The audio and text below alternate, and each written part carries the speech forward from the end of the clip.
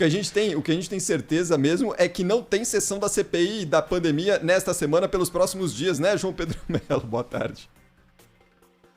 O João não está por aqui. CPI da pandemia, que entrou em recesso, né, na última sexta-feira, foi o último dia de trabalho dos parlamentares lá no Senado Federal.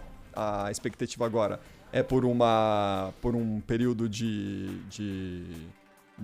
leitura, de documentação. Isso, que é recesso, mas não quer dizer que eles estão de folga, não, porque eles têm muitos e muitos terabytes e gigas e documentos e PDFs e sigilos que foram quebrados que agora vão ter que ser olhados, né? Eles pediram uma série de documentos de vários órgãos e de várias pessoas que estão investigadas nesse processo, que foram ouvidas pela CPI ou não.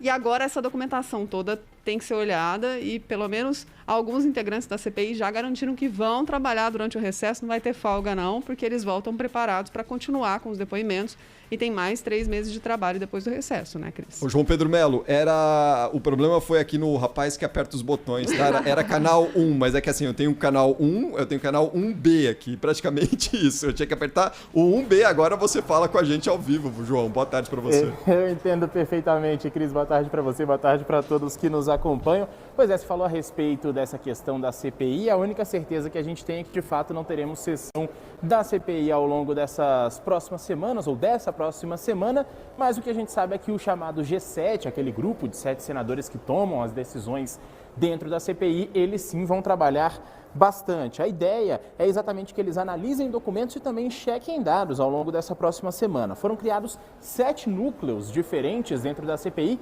para analisar e também checar esses dados. A ideia é de que eles trabalhem com temas. Entre eles estão Hospitais Federais do Rio de Janeiro, Precisa, Covaxin, além da atuação de empresas intermediárias. Outros parlamentares devem se aprofundar em dados da empresa VTC, operadora de logística, outros nas investigações de notícias falsas e outros com cloroquina e negacionismo. Hoje, mais cedo, o presidente Jair Bolsonaro foi questionado por apoiadores sobre a compra de vacinas. Ele voltou a atacar os membros da CPI, disse que eles que queriam comprar imunizantes sem a certificação da Anvisa e também sem licitação.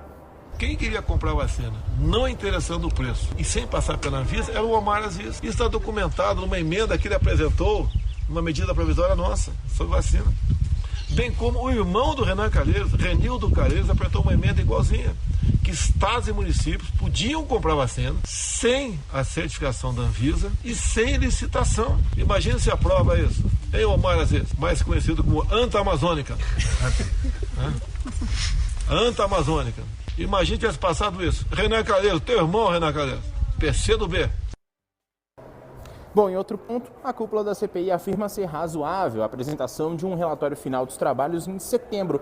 Isso porque a comissão, a gente lembra, ela foi prorrogada por 3 meses. Essa prorrogação já foi lida no plenário do Senado Federal pelo presidente Rodrigo Pacheco. Fato é que, para o retorno das atividades da CPI, 2 nomes são considerados prioritários para depoimento. Um deles, Francisco Maximiano, que é um dos sócios da Precisa Medicamentos, que intermediou negociações possivelmente irregulares de doses da Covaxin com o governo brasileiro. A gente lembra que ele já tinha que ter prestado depoimento, esse depoimento estava marcado para pelo menos 1 mês e meio atrás, mas ele alegou uma quarentena por ter ido à Índia e não pôde comparecer. Na segunda data que o depoimento dele foi marcado, a CPI resolveu adiar porque tinha outras prioridades para ouvir, então esse depoimento dele também foi adiado agora para o mês de agosto. O outro nome citado é do deputado federal Ricardo Barros, ele que também é líder do governo na Câmara. Segundo informações da própria CPI, ele estaria por trás de um esquema de corrupção que renderia mais de R$200 mil por mês a ele e também a outros 2 envolvidos. Pela internet, Ricardo Barros negou essas acusações e afirmou que as questões são irresponsáveis, infundadas e também impossíveis. Ele destacou ter deixado o Ministério da Saúde em abril de 2018 e que esses contratos foram assinados em julho de 2018, ou seja, bem depois dele ter deixado o cargo de ministro. João Pedro Melo falando conosco ao vivo de Brasília. Obrigado, João. Boa semana, bom trabalho por aí.